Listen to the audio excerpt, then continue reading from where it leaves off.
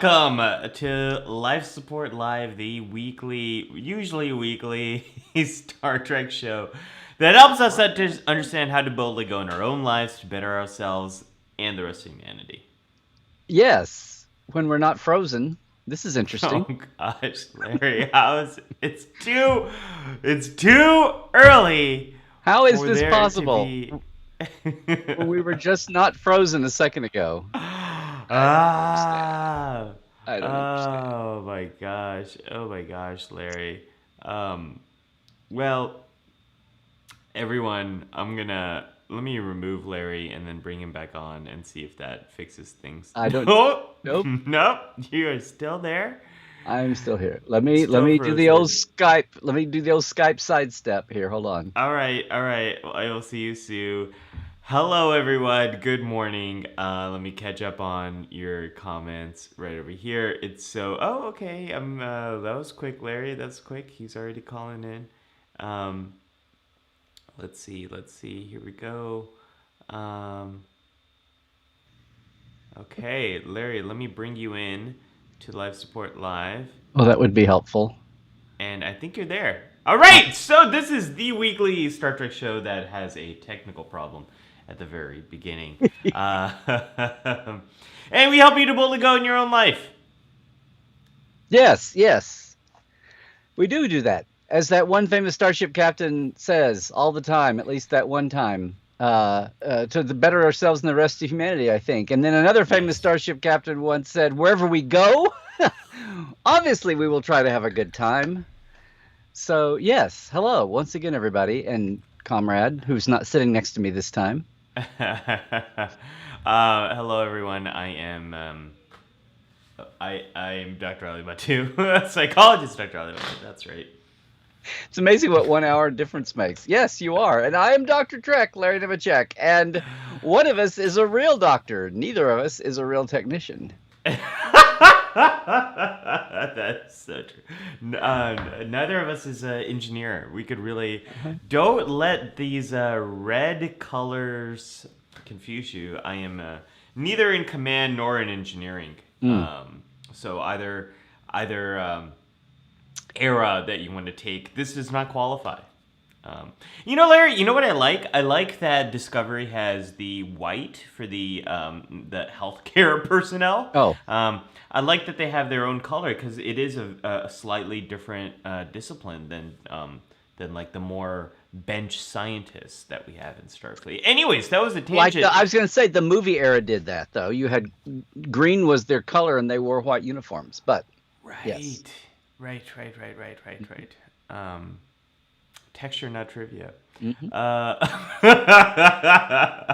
wait, let's Hello, write that everyone.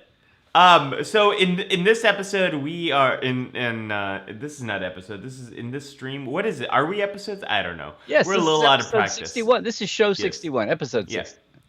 Yeah. So in this one, we are talking about Such a soap rejuvenating. opera. We're talking about rejuvenating rest, something I could use a lot more of right now. And so let us know, what's your favorite episode of Star Trek that deals with ideas around rest and rejuvenating rest. Let us One know in the comments. one limitation, because if we Yeah, didn't just limit this right now, we'd be here all day and night and into next week. all day and night. We're going to limit this, Yeah. guys and gals and peeps, to not holodecks, not holodeck Yes. adventures, because obviously Yes. the point of a holodeck adventure, as long as it's not about to kill you, is to is most of the time the holodeck is used for recreation. So we're going to wipe out holodecks. We're not talking about those adventures, either planned or unplanned. We're talking about actual organic physical rest. So a good old fashioned shore leave or anything else people do to really rest, because the point of this was we had these 2 or 3 weeks off for different things. Ollie was moving. I and had company. I forget what mine was, but um, This was actually Larry. We came up with this topic before all of that. yeah. This was the Going. This was this. the we're going to be in person together topic. Mm-hmm. And then I think An like a few AMA. hours before, I was like, let's just do an AMA. It'll be more fun because we're in person. But the idea was you were going on your That's true. first road trip. your first trip, Yep. your first like Yep. little vacation. That's it. Yes, Yes. yes, yes. Every now and then, these neurons do fire correctly. You know what happened, Larry? I had some of my coffee, and Oh, I'm bringing back, given our earlier hour, I'm okay. bringing back the picture, Larry. Huh? Huh? Yeah. Anyways, um, but yeah, the idea was we wanted to explore how can people get rest that is actually rejuvenating, Right. and that was the idea of your People trip. that my phrase was the people that have to have a vacation from their vacation.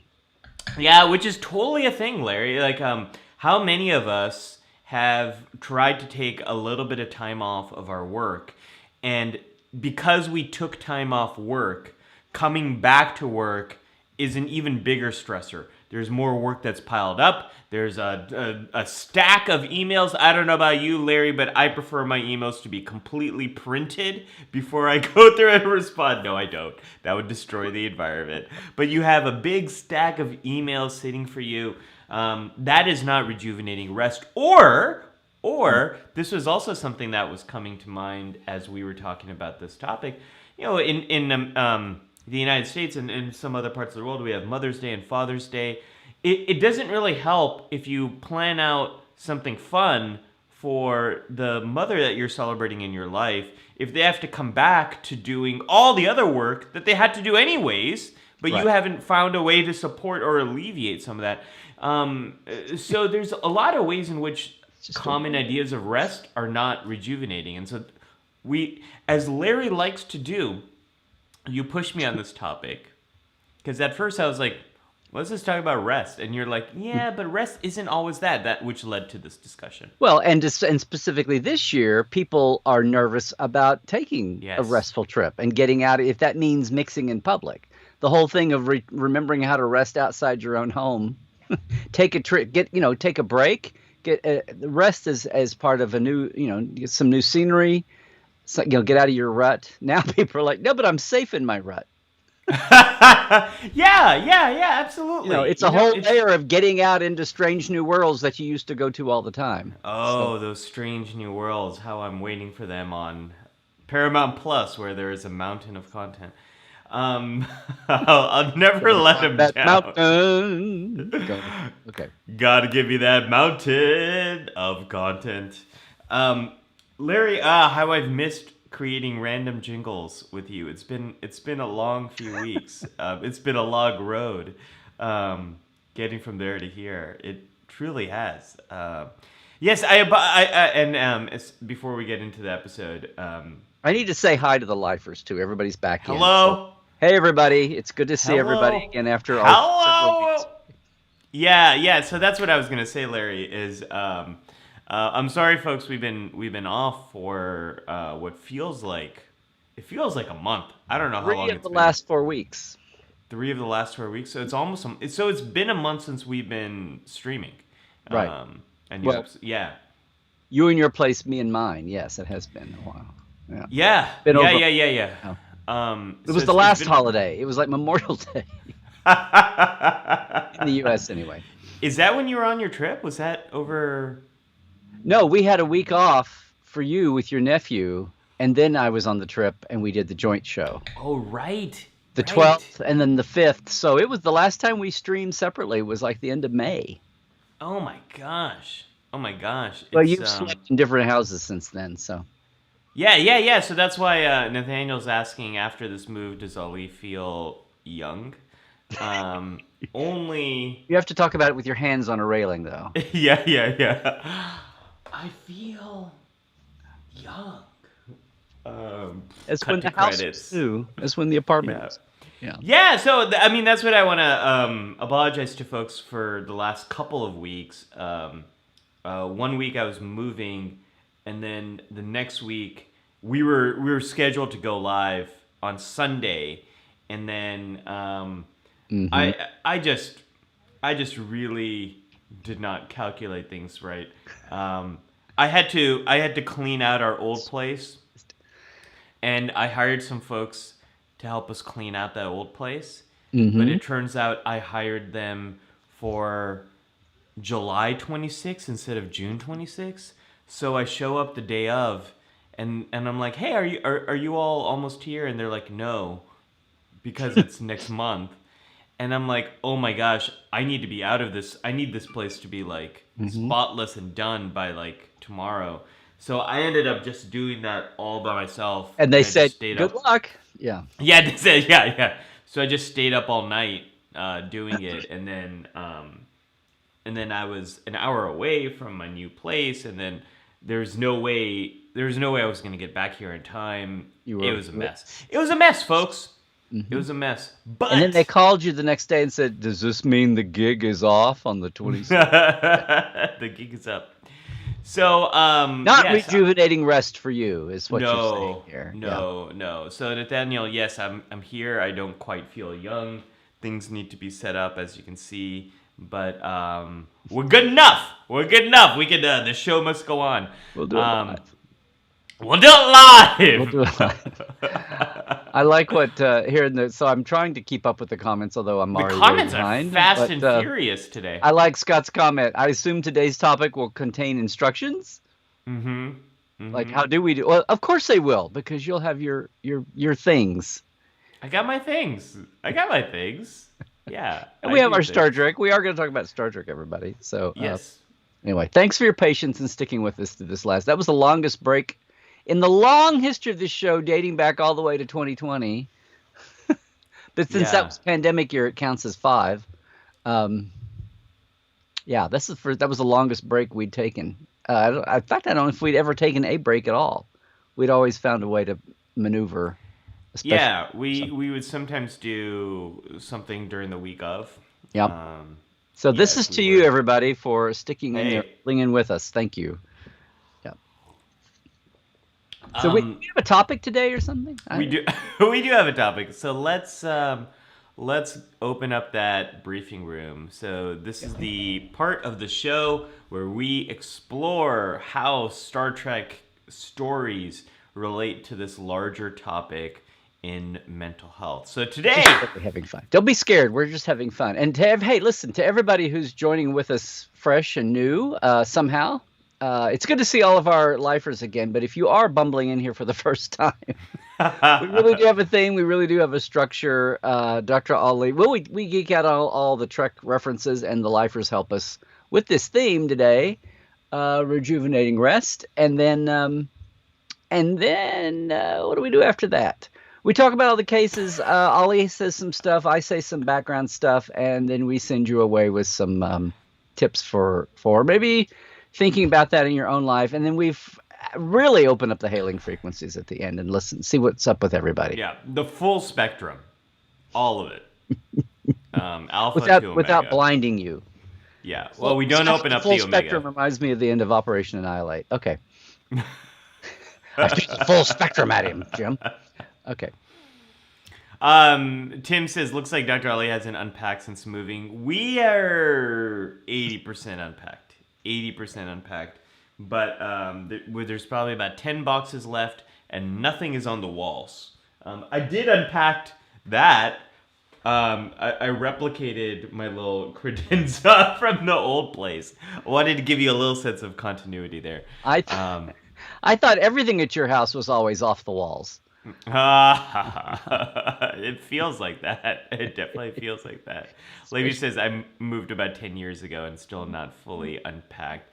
Why is it so hard to unpack, Larry? Yeah. I don't know, but I know entire coaches who devote a career to trying to help people unpack things.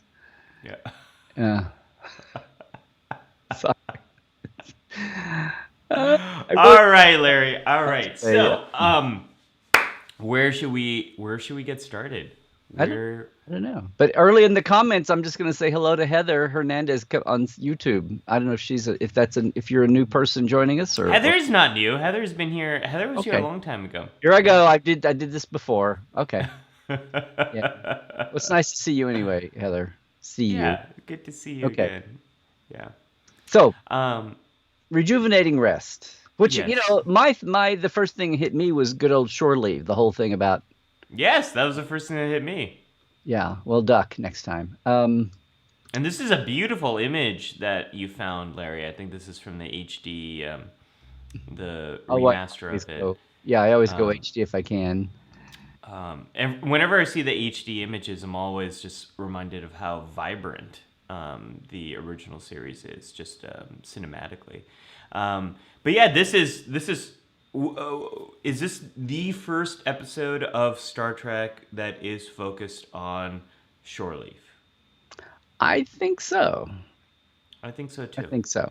And I'm just going Uh, to cheat and tell you that ever since I reset, I'm glad you can see me because I don't see you or I don't see the joint image. So you're going to oh cheat and no, tell me Larry. what's technically going. I see me and I see your Skype icon. So I'm not seeing anything of the show, Okay, but keep I'm talking. Let me trusting. see if I can fix that for you. I'm trusting that we're. Oh, you can't see me. I have I What? have your Skype icon, but I don't have you moving. But Okay. if I'm jointly there with you and not frozen, that's the main thing. Okay.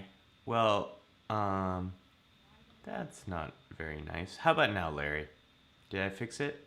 How about now? Nope. But let's Okay. not bore everybody. It's bad. It's usually wacky enough. Hopefully you can see me now, I Larry. see you. Yes. Okay, Yes. well that helps. Okay. So, with Shore Leave is a fun episode because it is, at first glance, you think they are all achieving their ultimate. Jamal Well, not Harone. No, wait. That's they're wrong. not they're not achieving their ultimate fantasies. They're how would you describe it? They're just doing they're doing especially a very 60s version of a vacation. They're just out in nature and going, golly gee, sunshine, fresh air, Yahoo. That's like the teaser. Yeah, yeah, yeah. Hmm. And I should say Spock does not join them. Spock describes he says something to the effect of like I do not, I have other forms of rest or something like that. He Like says something about running up and down on green grass. Yeah. yeah, he's like this is not for me. You humans, I know you require this. Go for it. But people are like, "Oh wow, it's beautiful out here." They And don't. then things get a little weird. Um Well, yeah, because and that'd be boring just to have a good time. That would be, who'd want to watch that for an hour? Right. well, and some people are getting more of their fantasies are starting to play out, but for other people, it's more like a nightmare is starting to play out. Hmm. And then Yes. yeah, Finnegan. Finnegan is Finnegan is running. Okay. The cheapest little radar in the galaxy pops up and scans everybody. So Finnegan, Finnegan is my favorite part of that episode, Larry, because he's so yes, Ali boy. yeah, he is so annoying. I think you're so. And Kirk so falls into the trap. Like you could totally see Kirk and Finnegan in the academy just really annoying each other. Like you could so see Well, it I get to happen. see it's more one way, but yeah. Yeah. Well, I love that Kirk reacts, and I love that Kirk probably had this foil at the academy, and it just cracks me up because we all like here is the captain of the Enterprise, and then here's Finnegan who is totally just like annoying. It's like it's like a Q and Picard relationship. Hmm. If Picard completely engaged in all of Q's shenanigans instead of saying Q, enough, stop the shenanigans. Like Kirk's Stop just that right like, now. Yes. yeah, yeah. Kirk is just like, oh, Finnegan, I'll get you. It just, Time and place means nothing. I'm sucked in. Yes. it just, it just cracks me up. But the idea that they have R&R, they have shore leave, that you're taking that modern concept and, some of the crazier, wilder aspects, especially when, take a World War II shore leave type situation. Anyway, to take that concept and update it for what that means for Starfleet. And you've got the other image that I sent from shore leave, right? Yes, I do. Let me pull it Which is up. supposedly the reason why you take shore leave. Everybody needs to take a break. You need, talk about restful, actual rejuvenating rest. Sometimes the rejuvenation is really the need is really real. The Are you point talking about is this whether you episode where yeah or this image where Kirk is he's having an injury nursed, I believe. yeah. Well, he's getting his back tweaked, but the idea that you went on vacation, you went on shore leave to unwind, to de-stress, and all that, but sometimes what you do on your vacation is just as stressful. That's what was intriguing to me is like getting away for actual rest. Like you don't overplan your. Of course, they didn't plan this in this episode, but getting away for that kind of thing, and also the concept of, and we get into this. I'll see what everybody else is saying, but some of the images I pulled for you was more than just shore leave, like the ways that we try to find rest, even in the times when we get it in small ways. Yes. Because Yes, I also yes, yes. sent you, I think the biggest shore leave that we have in the movies is the other image from Kirk era that I sent you, which is the famous one when you have a big budget from a movie that you can do, that you can accomplish. You with me? I am trying to quickly find that image, Larry. Um, Go climb a rock. oh, I don't think I have this one. What? It was the first one I sent you. Oh, it was in the first of the list, or first of the. Okay, well, keep talking because this is the episode, or not the episode. It is quite not the episode. This is the story I wanted to talk about. This is the first thing that came to my mind when we were talking about rejuvenating rest. Larry, this is the part where you fill in Oh, while this is the I'm part where I pulling the fill in. image. Okay, I'm sorry. Yes. I'm sorry. I was having a little rest here, just kind of zoning out. I'm looking at my picture. I don't know what's your problem. It's the email that I sent you where everything is here, and I don't have I don't have that. Oh, oh, you sent me two emails. Um, I sent you a second one in case the first one got lost. 4 years yeah, the ago. second one didn't have it. The first one does. I see it. It is now downloading. It will be on screen. Stand by. Get it now, your life support live sausage. Watch how it's made before your eyes. Uh, I'm going to. I'll take this moment to you tech a picture. You tech the tech. I'll read the chat, and we'll. I'm taking the tech. I'm taking the tech because Mm-hmm. um yeah, here it comes. It's coming, stand by. It's coming through subspace. I have to pull it from the Delta Quadrant, Larry. Stand by. It's a very technical process getting this. And here it is. Fresh out of the oven. Oh So look, this no one could had a clue what we were talking about. I'm so But yeah, glad we have this image. Otherwise, people would not have any idea what we're talking about when we mention Captain Kirk in Yosemite with Spock and Bones. Oh, Larry, and the say guy what and you Sulu will. and Chekhov are there too, lost somewhere supposedly. Right. There are a lot somewhere. Say what you will about Star Trek Five, and there's a lot to say. Okay. There's a lot we can say about it. I love the Yosemite scenes so much. It's a little unfair to be a Californian Trekkie because we have the Monterey Bay Aquarium, we've got Vasquez Rocks, we have so much Cool. stuff, and then we have Yosemite. Like growing up as a kid, seeing these like heroes that I looked up to, visit the real places that like I have been to. It it brought the sense of reality to Star Trek, which always so appealed to me over Star Wars. Like I saw Star Wars first, but it scared me, and I didn't see myself in Star Wars. Whereas with Star Trek, I knew this is our future, and it is grounded in this reality. So seeing them in Yosemite when I saw that movie for the first time, I love those Yosemite scenes. I wanted to sit down with them and eat a marshmallow. I really did, Larry.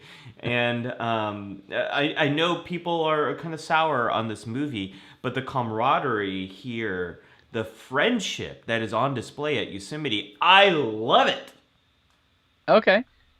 I think the most redeeming. It's ironic because I think I could do a mini K3 on this. The most Give me that mini K3. the I want to hear most it. the one well the sequences, the Yosemite at the beginning and end, this whole sequence, and then the beans around the campfire scene.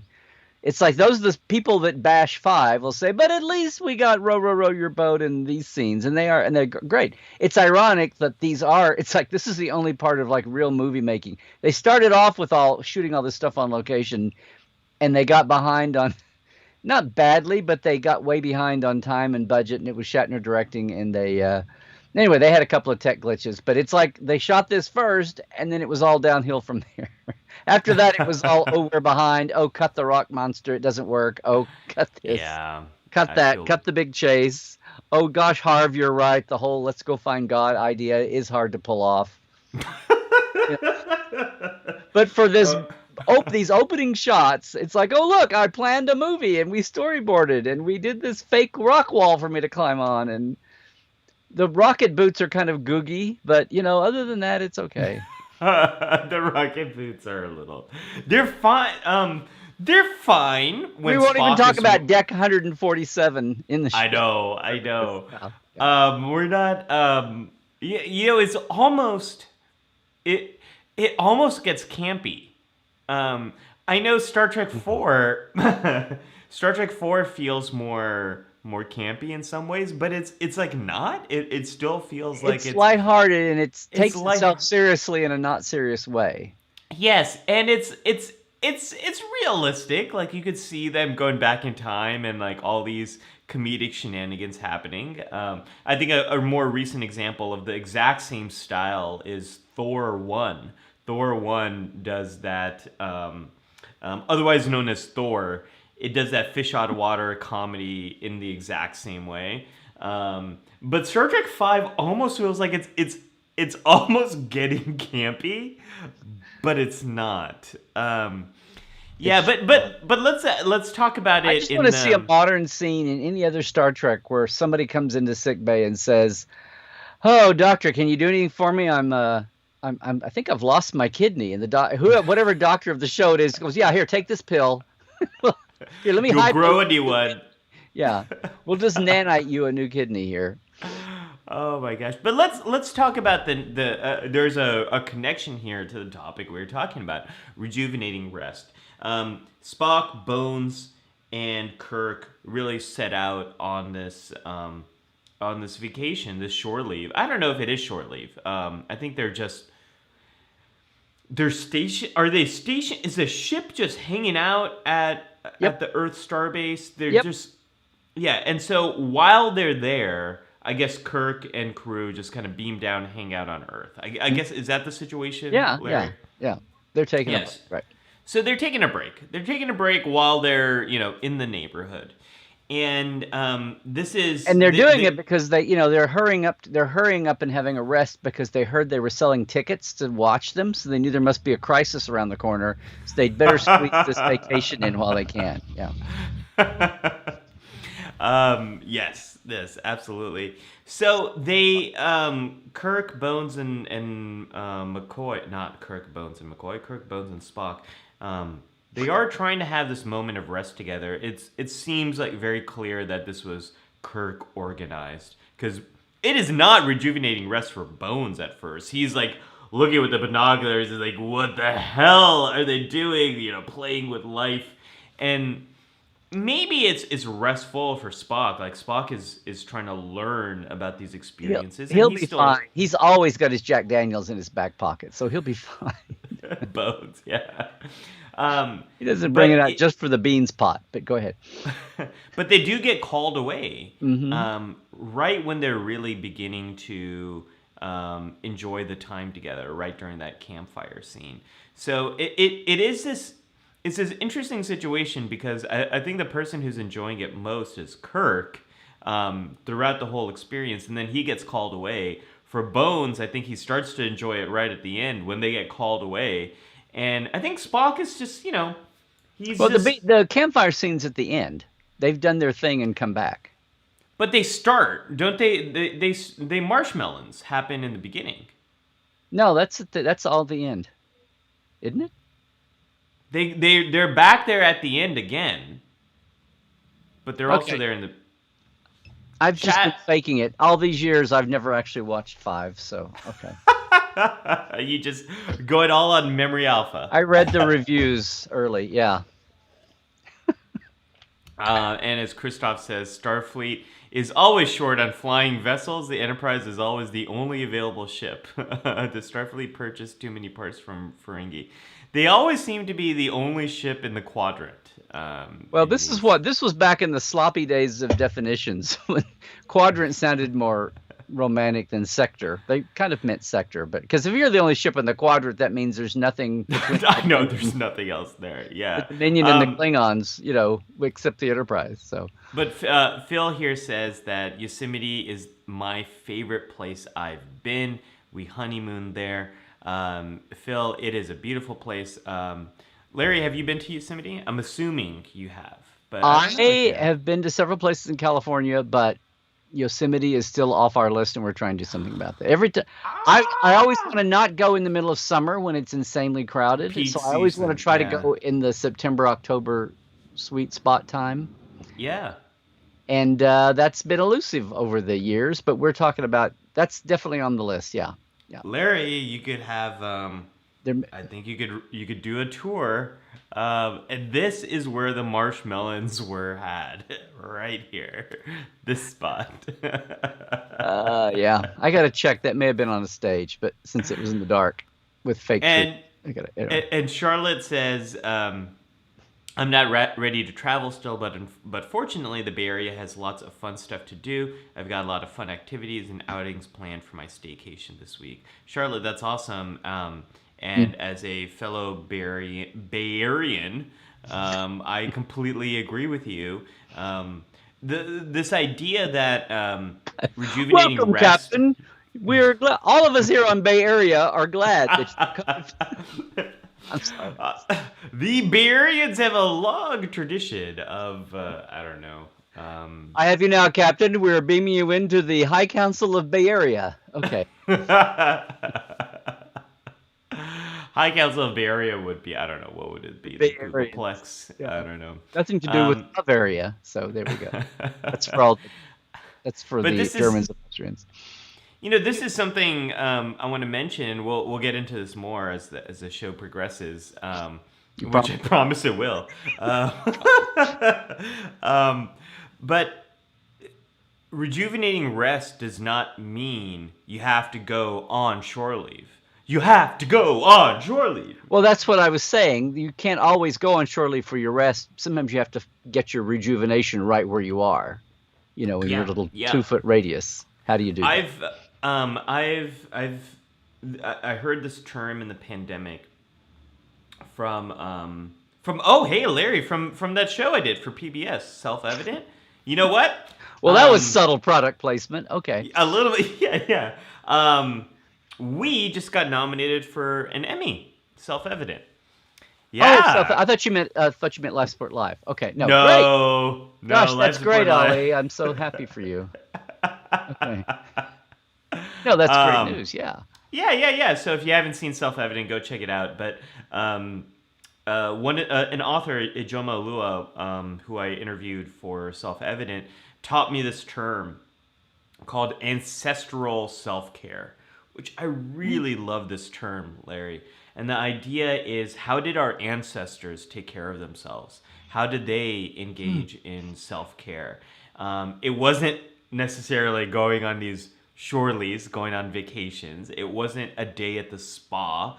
It was usually rest, like allowing your body to rest when you are done with work, spending time with other people, eating together, dancing, singing together, doing these kind of things on a regular basis. This is how our ancestors engaged in self-care, engaged in rest. This is how they rejuvenated.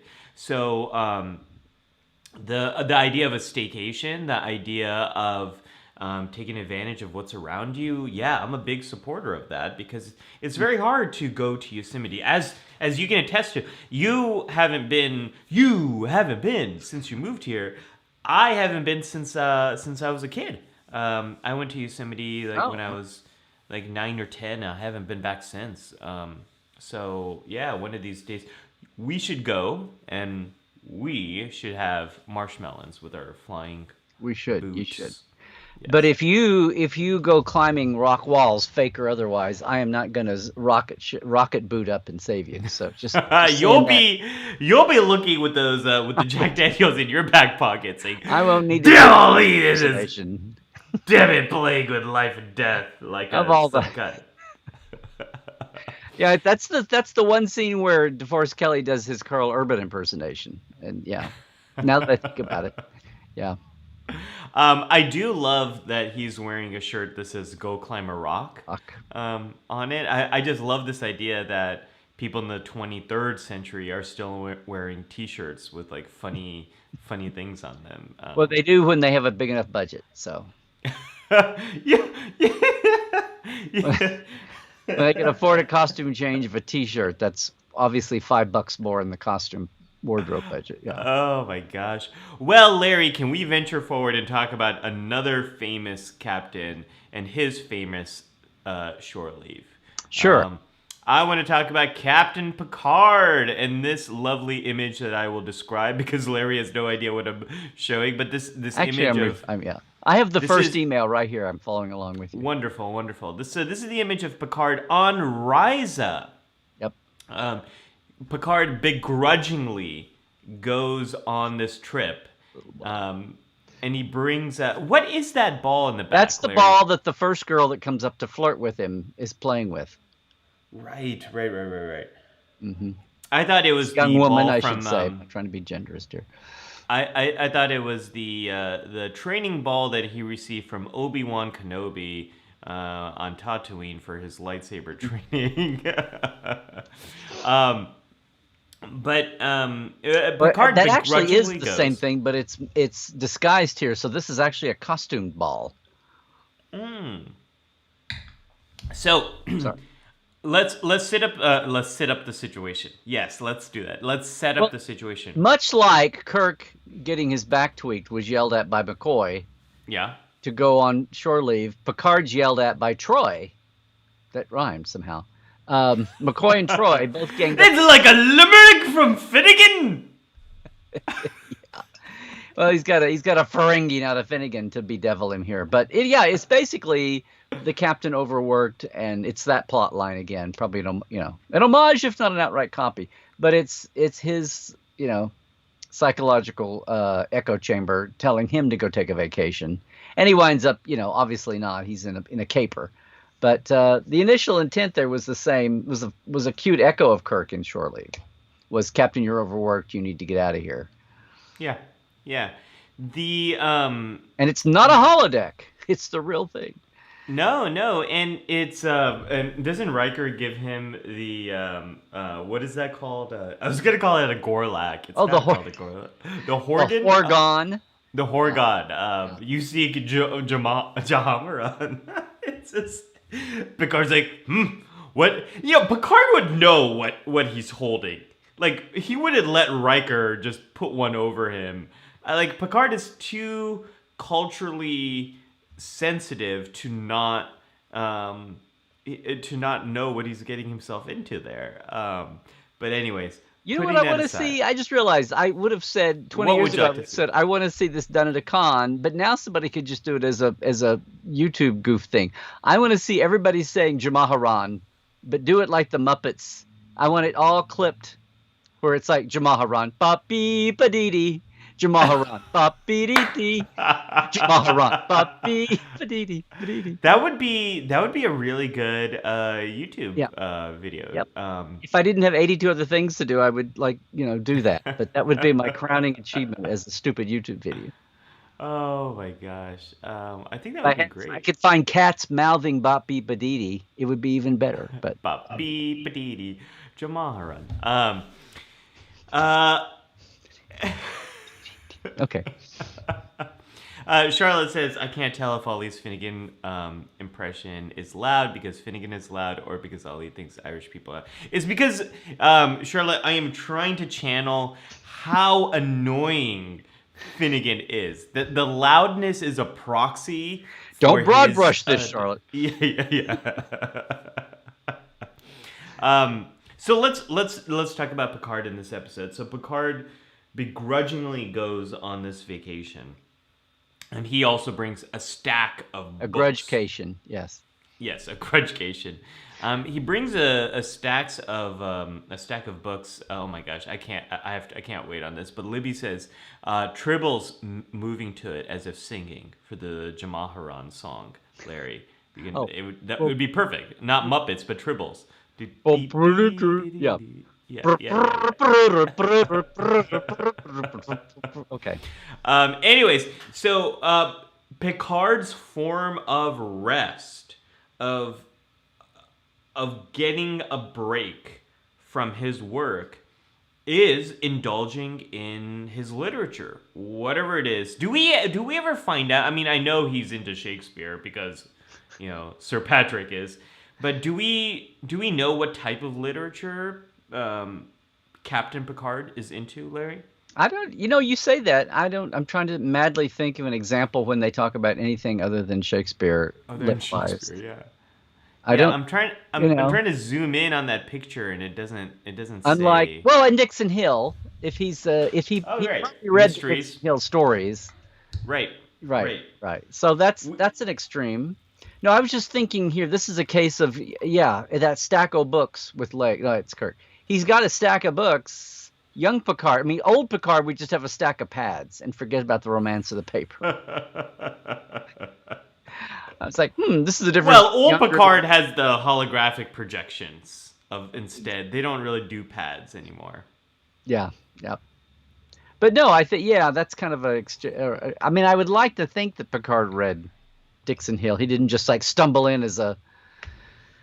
That's like people that play Civilization as the video game and never played the board game to start with, which I Well, much he prefer to any of the video games versions. But he anyway, the computer. Heather says Heather reminds us about Moby Dick in First Contact. He's Oh, mentioned Shakespeare. He's mentioned Dixon Hill. So he does enjoy oh, yeah. literature. He enjoys fiction, and it sounds like he enjoys a lot of. He just had to read Ahab and Moby Dick in what do they say in England? Year 10 form, the 10th form. What's the euphemism? Right. Tenth form sounds like a Barkley episode of the Next Generation. Somebody will say. I'll catch up in the chat to that eventually. But no, the Brits have a word for. They don't say grade like seventh grade. They say Yeah, something yeah, else. They say yeah. year 7. What a concept. Okay. Right, right. But anyways, that's not where Picard spends his time. He gets caught up in this Right. adventure with Vosh, and the adventure actually ends up being archaeological in nature and And it's illegal in status. illegal in status. Yeah. It's the kind of stuff that he doesn't get to do as a captain, although he's so into. Like he loves archaeology and he loves understanding these different cultures, Mm. and he's quite taken with Vosh as well. So it ends up being So I was gonna say there's rejuvenation there. It's just unexpectedly, even with the stress of the caper of surviving a Ferengi with a phaser. right, Yeah. right. It's all the stuff that he doesn't get to do in his day-to-day life, which is something I'm gonna circle back to in the Oh, good.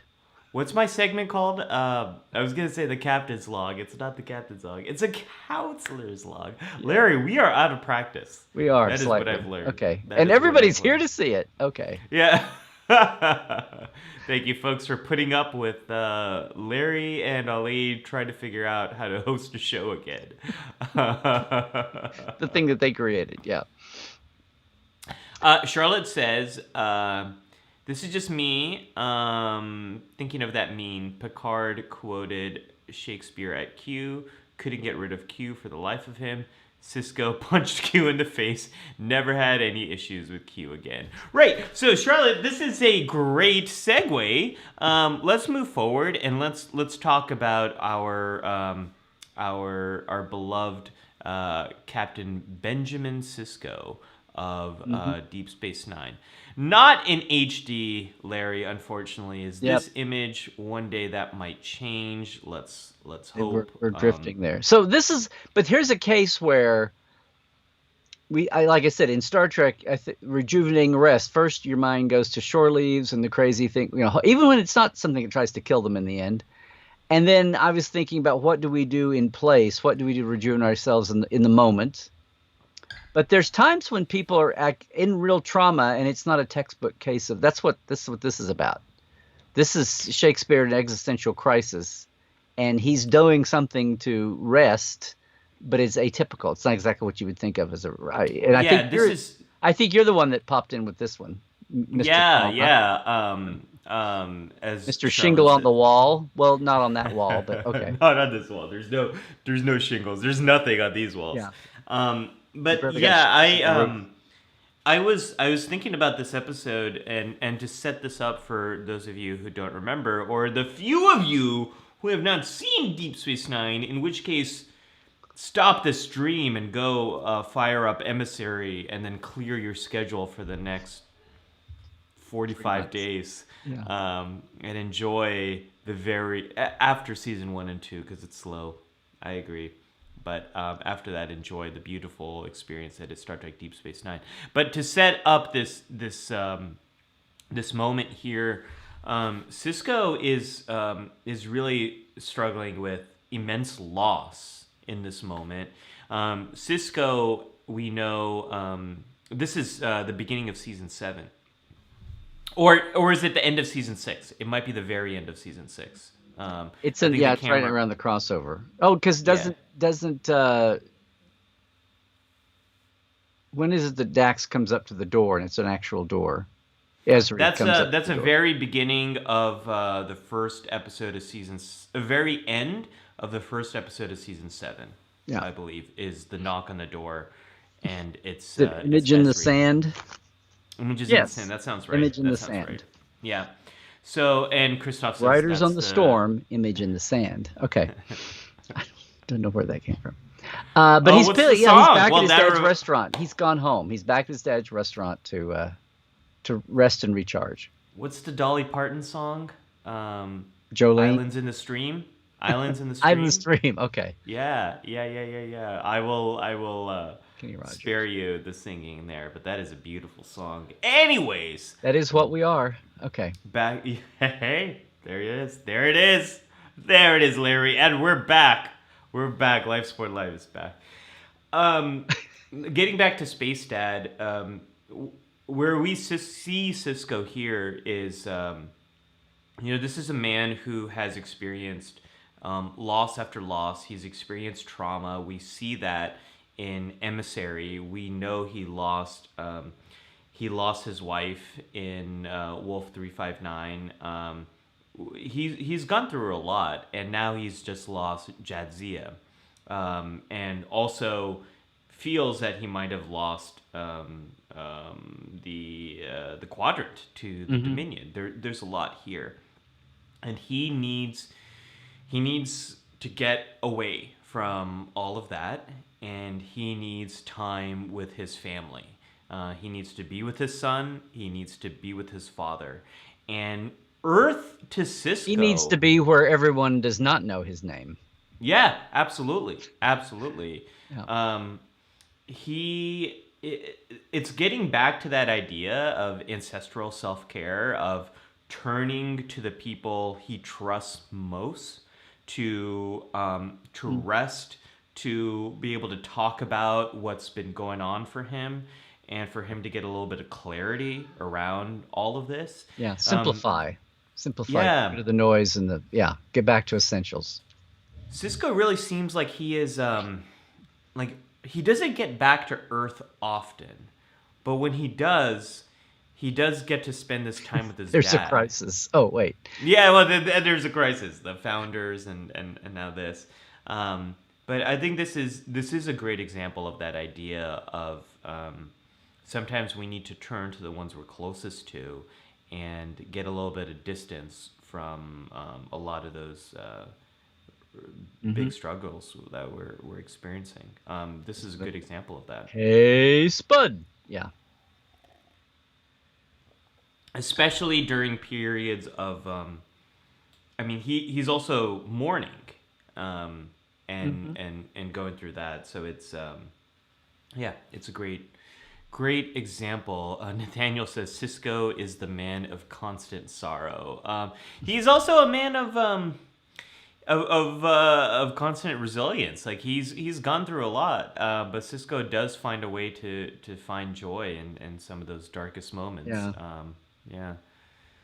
Um, Yeah. Well, all the, well, Kirk, Prime Kirk, event later on, I think. But I started to say all the captains have had their share of, it's like Cisco's have had yeah. conventional trauma, Picard's had unconventional trauma, Borg assimilation. Janeway, just the whole thing of like being 70,000 light years from home. Are you doomed? You and your crew. They've all been thrown into traumas that way. Well, I had another one from. I mean, these images Yeah, all you come do from have different another one from slices DS9. of things here, and again, this is he's like you said, he's traumatized on this case, but just in the everyday, when you're not in a crisis and it's just the everyday drama that you want to get away from. If you're at work, if you live at where you work, like they do, I guess Yeah, good the point. holodeck is a technological sacred space to get away to. But sometimes you're not in the and you're still with other people, living, breathing people. The other one from DS9 here, I think was your idea Yep, too. I'm Was just putting it up. uh, They're playing. They're not playing Domjot. I was about to say Jadzia play Domjot with Quark. No, they're not playing Domjot. They're playing. What is this game called, Larry? I said it's Tongo, Tongo. Yes, Tongo, Tongo, Tongo. Tongo, Tongo. Yeah, Yeah. what? So I love. Speaking of Jadzia, she is This was such before she a died. This is yes. Well, it does a Dax really ever die? This is such a great example of how fully fleshed out a character Dax is. Jadzia Dax is. Hmm. And I love. There's so many things I love about Jadzia. I love that she is friends with so many different types of people. She's not just friends only with her coworkers, but she's friends with Quark and with many of the Ferengi at Quark's, and she regularly plays Tonga with them. And you think of if we think of that, Larry, if we think of like board game nights that we might have with our friends, if we think of like these regular get-togethers for Hmm. coffee, all this kind of stuff that we did very much more easily before the pandemic, and in some places of the world we're doing more of now. Um, it is that idea of turning to the people that you're close to, having some kind of regular thing that you get to do together, and it's a place to take a break from your worries, or Hmm. it's a place to talk about what's going on and have a little bit of fun. These kind of regular activities, like playing Tonga or poker or Star Trek Adventure, whatever you like to do, it's almost more valuable than like a big trip that you could take, because this happens on a regular basis. I just had this image of there's a table that you can't see in the back of Quarks. There's a whole bunch of off-duty Star Trek people, Starfleet people, all playing Star Trek Adventures, but they're all doing like Kirk, Spock, and McCoy. Right up in that corner, of course, in that Yeah, top right corner, that's where they're all playing. up right They're all over playing there. Star Yeah. Trek Adventure, Well, and then there's a bunch of Klingons down below playing Dungeons and Dragons. yeah, they're playing Kalis and Malor. Hey, listen, Molor. Octu Meloda.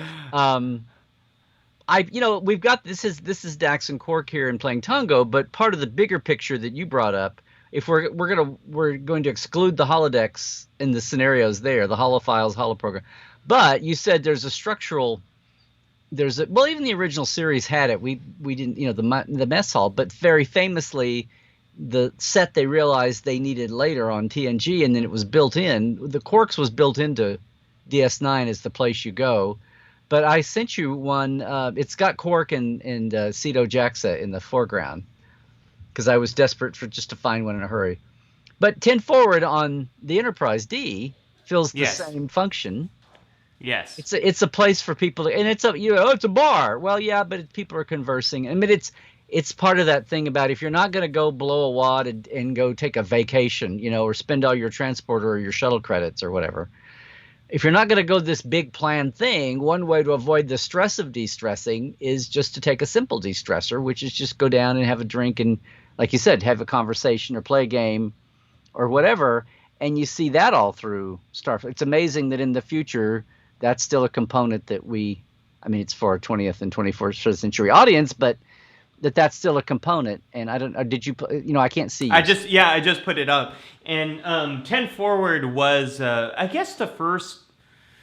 There's a lot. We see rec areas throughout. We see them in the original the rec series. rooms and things, right? There was that terrible bar in Star Trek 30 that where the infamous line, Genesis. Star Trek 3, yeah. Genesis Bar. forbidden. Yes, yeah, that's it. Oh, and then there was another terrible bar in Star Trek 5. On that planet, with that lady, with that thing, and the thing, with the thing, and the person, and the beard, and the Vulcan, and the step sibling, on Nimbus 3, right. Yeah.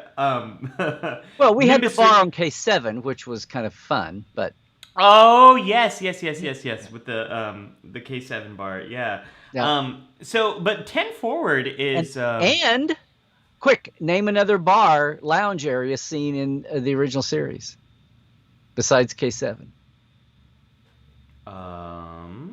It's kind of an enigma. I don't know, Larry. Court Martial, the Starbase Lounge, where all the captains give Kirk the cold shoulder, and then a real Shaw comes or a real Shaw, not a fake Shaw, but a real Shaw. Meets McCoy and Kirk, and then they sit down and have a drink. Anyway, and that's where you get the famous loungy Star Trek. The da da da da da da da. Okay, anyway. I love it. Anyway, I just realized that there is another bar besides K7 so the totally blew you up. Yeah, you had a great comment here, Larry, about how they all live where they work and they work where they live, and this is so the getaway space is very special. Yeah, this is a true challenge for people who are in the military. It's a true challenge for people who are scientists who work in remote areas like Antarctica. Mm-hmm. It's a challenge for anyone who is working and living together and isn't able to easily leave that environment. And how do you find a way to get a break from your work in a way that still works with the people that you're kind of surrounded by? Because the only people you have, this is a huge challenge for our astronauts, for living on the space station, for anyone who is going to be going to Mars. This is a huge challenge. And one solution that they have is 10 forward, is these rec rooms. It's a place that's really set up to encourage socializing, downtime, all of that. And I always, watching Next Generation, I always wanted to go to 10 forward. I don't know why we haven't had. Has anyone made a 10 forward? Like there's all these bars that are like the Moss Cantina from Star Wars. Has anybody done their own 10 forward bar? Yeah. Has anyone done that? They should totally the sets at Picard did. Yeah. The opening scene, right? Yeah. Right. I don't know why we haven't seen a 10 forward yet. That should totally happen. It tells me that somebody somewhere has done, even if it was in their house. I seem to remember reading where somebody tried to do a 10 forward mock, a very small 10 forward mock-up. I did send you one other lounge though, just so we could include the show. Oh yeah. Let's talk about that one. I think my favorite part of it is they didn't try to. Mike McMahon didn't try to stress over coming up with a cute name. They just call it it's the ship's bar. I just love how yeah. The USS Cerritos. Speaking of California again, the California class vessel right over here. This lounge, boy, a lot of stuff happens here, doesn't it? It's a pretty Alien viral outbreaks and yeah, on down. yeah. So there's a lot of Lower Decks has a lot of great moments of recreation, of rejuvenating rest. I think just the just the way in which they have to sleep in these bunks, right? Which we've Yes. seen before in Star Trek. We have seen Hmm. that before, and they don't have a lot of amenities. They don't have as It's a much. small ship too. It's It's a a small ship. Yep, and they're the lower deckers, so they don't have as much holodeck credits and all of that sort of Mhm. stuff. So what do they do? Well, they spend a lot of time socializing in their off hours and just trying to connect with each other and just kind of have fun in the good old fashioned way without the holodeck, Yeah. Well, which when I they think do is. get holodeck credits, they go and do therapy movies. So yeah, Oh man, I love that episode. I need to watch that episode again, Larry. I I love need to that one. watch. It's on our list of. Yeah, I still haven't Hmm. watched the Blu-ray set with the features. So don't shoot me. Do most people have access to lower decks now? Do our European I friends? think so. It's Yeah, the short treks that they still haven't. The second batch of short the treks short. they still haven't seen. How is that? How is that a thing? Maybe we should do a watch along for that episode. Well, they still have to access it though. We don't. Yeah. We're not showing the cinema, so they No, have we to still. can't. Yeah. But if most people have access to it, maybe we should do a watch along for that episode because it's so Star Trek doing mental health full on. It's such a and doing Star. It is our show, Larry. It is Star Trek doing Star Trek and doing mental health. It's yeah. We should do a watch along of How that. meta? How meta? Yeah. Yeah. Uh, We uh, I don't want to neglect this image that you brought up. This is from Star Trek Discovery. okay, that one. Um, Yes. and this is the image Well, of our I want to. Starfleet. Yeah, we try to include all the series, and it Yeah, dawned on me, and I want to see what the chat folks say about this. I was like, everything I said, try to find a moment of rejuvenating rest in Discovery or Picard because they're also stressed all the. There's always a they're crisis, really you know. they're really firing at full cylinders every moment of every episode. There's not a lot of R&R happening on that ship, but Klingon War, Galactic AI, but 900 years in the future. Yeah, it's you did something, Larry, here that you that I really rely on you doing, which is you found the moment that is true to our theme. And this moment, I'll put it up again for folks. This moment where they pause to go down to Earth in this very strange mhm. future, and they see this gigantic tree. It's not a redwood. I have no idea what kind of tree that is, Larry. Is Which is that still there after 900 years of yeah, having which is been not there. unusual. Yeah, Yeah, it's not unusual in California. We have trees that are hundreds and hundreds of years old. We have trees that completely survived but our. yeah, but this is a deciduous. This isn't a redwood or a sequoia. Yeah, Yeah. I don't know what kind of tree this is. This is a massive tree. Maybe someone. Glinda says, "I really want to hug that tree." And I agree. We And have a, Dan says it's a CGI tree. Yeah, it's got to be. This thing's yeah, it massive. is. It is. But anyways, I mean, it's I a bunch of love. literal tree huggers too, if you stop and think about it. It's fine. What I love, and of course, Libby says maybe that tree is originally from Ferenginar. Maybe Libby. What I love is they do take this moment out of their extremely stressful season and beam down to see this tree, to see this connection with with the past, which was their present. It all gets a little timey-wimey when you start to think about it. But they're taking a moment to pause and to rest and reconnect. Yes. This isn't a prolonged shore leave. This is a brief moment of connection with something that they love. And it also, yeah, go for it. I was going to say the whole jolt of the 900 years in the future shock, literally. It's like a connection to something that they all knew back in the day that's still there. Yeah. Like so much is gone. So much is, I mean, Earth is still there. It hasn't been, Kelvin mined, but it's still there, but they're so disconnected from the reality of the world they're living in, the time they're living in, that the fact that this is still there and it meant something to all of them, and maybe they didn't realize what it meant to them until they were like, oh my God, we're here at Earth and we all have, the people we knew are all gone if they're humans.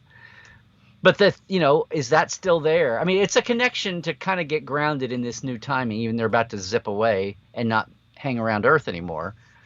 And it's not Starfleet Academy, and all the Federation installations are shut down or gone since the burn, and they're out of the Federation. But it was one. I just felt like it was one way they. I mean, I was laughing at it a little bit in the moment, like it's the tree show, but forget everything else that happened in the plot. This will always be known as the tree show.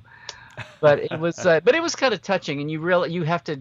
It's the concept is still so new. The show, they've only just been aware of what's been going on for a couple of episodes here, but it was touching. Yeah, Libby, it was touching to see them. Libby says the tree hugger moment is one of my Trek favorites, even in the most trying of times. Something normal can be relaxing, and we have to remember the context in which the season came out. The season came out in the context of really the start of this pandemic and the start, not the start, but the start of the shutdowns. Right. It wasn't conceived for that, but that's the way it's going to play with the audience by the time it did. Yeah. I did an interview for StarTrek.com where around when this episode came out about how much of what we were going through in March, April, and May really was represented in the themes of season 3 of Star Trek Discovery.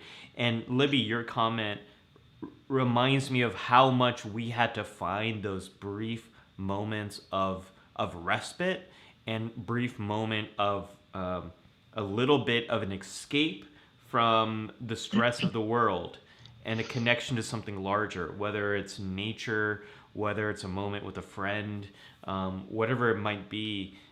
Whether it's Life Support Live, like some brief moment of connection to something larger was all we had.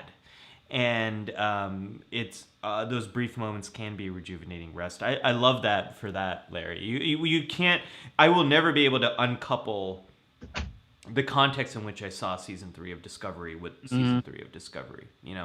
It's 20 years from now, that won't have that resonant impact. And then I will be there with you at that holographic convention talking about texture, not trivia. Now, when season 3 of Discovery was first airing, or screening, as we should say. Yeah.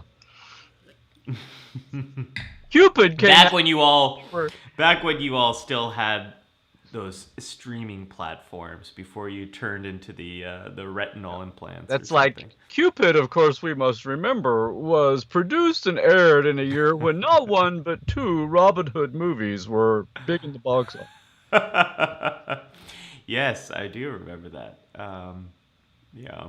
So, Larry, have we covered all of our? I think all the things that I sent. Yeah, and again, I was desperately trying to. I was desperately seeking Susan. I was desperately seeking a Star Trek from Discovery, and I apologize to everybody. For some reason, my chat in Restream that I'm watching in is cutting me off from the earlier messages. I saw things I wanted to get back to, and now I can't because I guess everybody's chatting up a storm.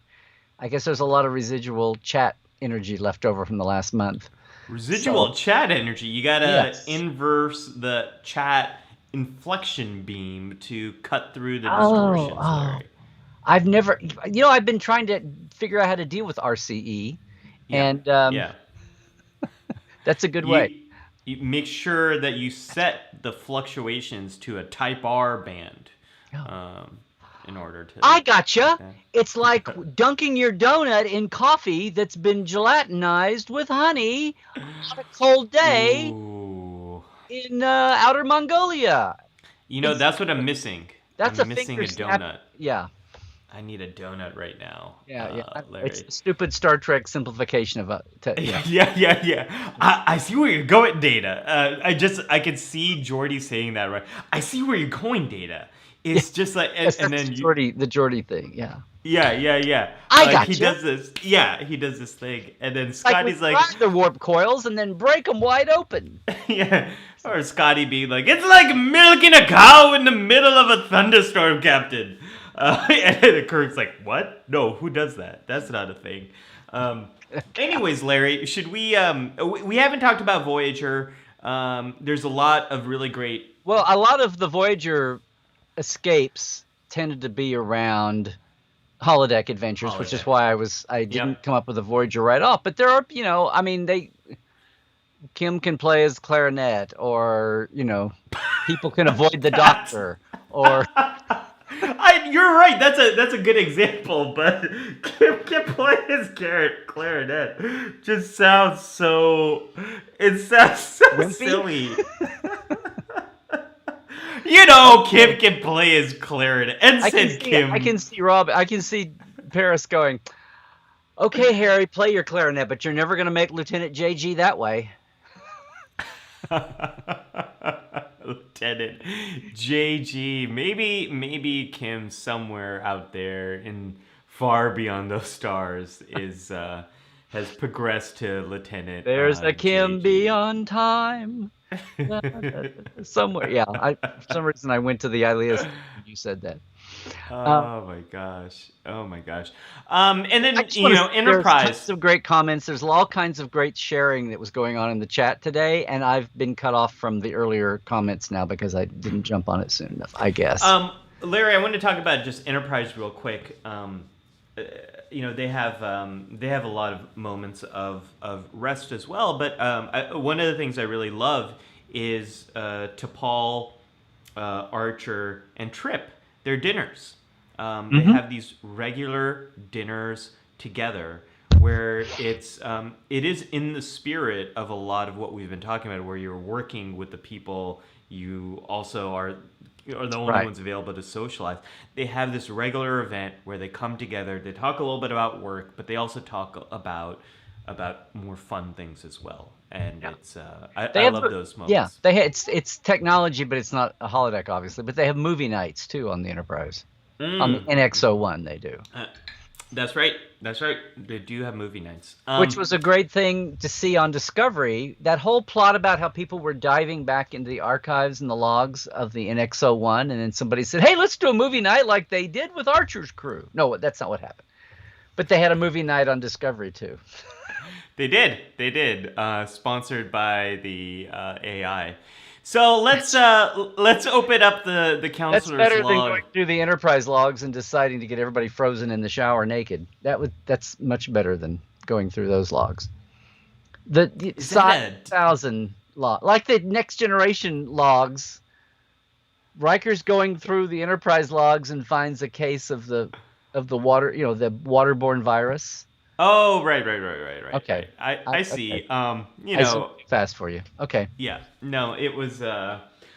See, Larry, what was happening was I was trying to figure out what I was about to say in the counselor's log. Oh, okay. And so you caught me. Hopefully, red-handed and red shirt. Ruined your train of thought.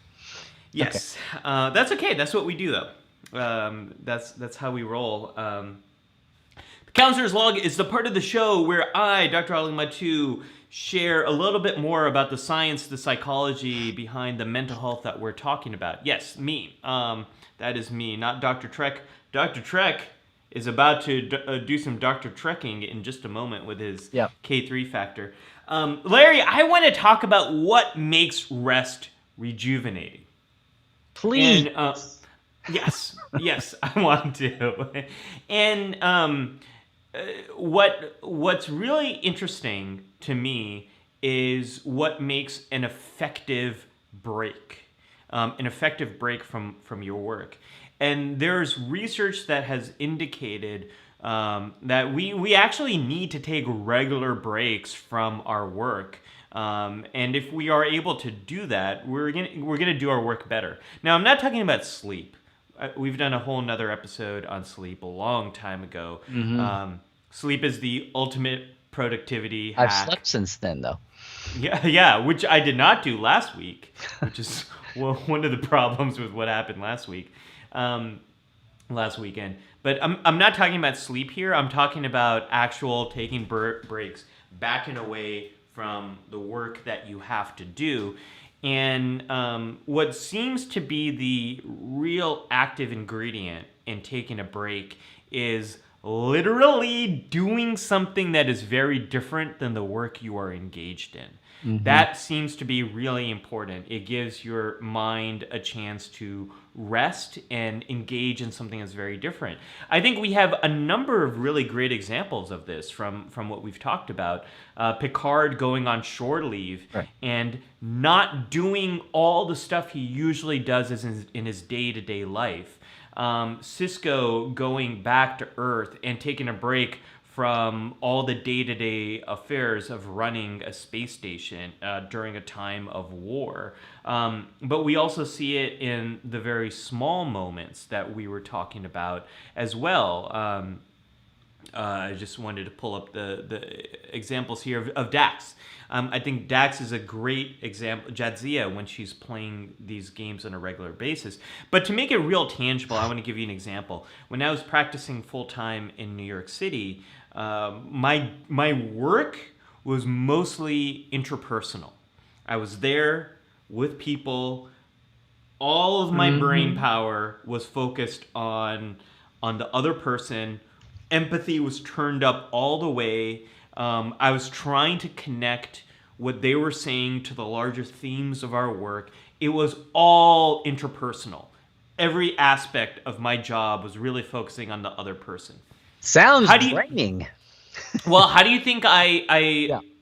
rejuvenated? How do you what would be if you were Dr. Trek? How would you prescribe that I take a break from those long days of doing therapy? Well, this wasn't my major. I know. I would just think you would want to shut down as much. I don't know. In a layman's term, you would want to get away from as much stress and layers of problems and just simplify, simplify, simplify, and just kind of, I don't know, get into nature, shut out human noise, Yeah. You technology were right noise. on. You would just want to Yeah, go veg. I mean, but not veg. I yeah. mean, you would want to do something that was nurturing and soul fulfilling. So not just emptiness. Although maybe emptiness was the thing. I don't know. I just Yeah, think I you want think to get you're. away from people and go Yes, isolate and let something yes, new come in, maybe, but at your own speed. yes, yes. I'm gonna give you two It's my live minor. long and prospers for that. You're right on. So the way I would take a break, I would I had to build in time in my schedule at around 2 or 3 p.m. To walk outside Oh, on a daily uh, basis. Yeah. on a daily Yes. basis. I had to do this because I was so tired from that first wave of appointments, and I had a 3 to like 7 p.m. wave of appointments as well, and I needed to rejuvenate myself a little bit before I went into that. So even if it was 10 minutes or if I had an hour to myself, I would go outside on a walk alone. I would not want to see my coworkers. I wouldn't want to see another. I didn't want to feel like I had to engage with someone else. That's And another if human I had being. a, Yeah. yeah, if I had a short amount of time, I would go to a coffee shop close by. If I had a long amount of time, I'd walk to a farther away coffee shop. This is easy to do in Manhattan. Um, and I would just be alone with my thoughts, or I'd listen to a podcast, or I'd listen to a music. I would not engage in the work of other people. Um, Mm. and this is the kind of thing I want us to all think about is if you work with numbers, if you work with spreadsheets for a living and do a lot of paperwork, an effective break for you might involve engaging with people. Hmm. If you engage with people for a living, an effective break for you might be isolation. Sometimes for me, Larry, I've talked about this before. I think Scott agrees with me here about how rejuvenating vacuuming feels for us. Like, one of the reasons why I love doing chores like vacuuming, it's so different from my day to day life and my day to day work. So, Okay. and you mentioned nature too, Larry. We mentioned in a previous episode the idea of biophilia. We just do better when we're around nature. Biophilia means this love of nature, and for some reason, probably because of our evolutionary history, humans just do better, heal faster when we're Hmm. around nature. So that's the idea I want us to all think about: is how can you how can you get an effective break? And to get an effective break, it actually means a little bit of time away from the stuff that you spend most of your day doing. Yeah, that's it. Very That's good. Yeah. yeah, yeah. It's I wish it was more complicated than that, but it's not, and it's kind of When simple is a good thing. simple is a good thing. Yeah.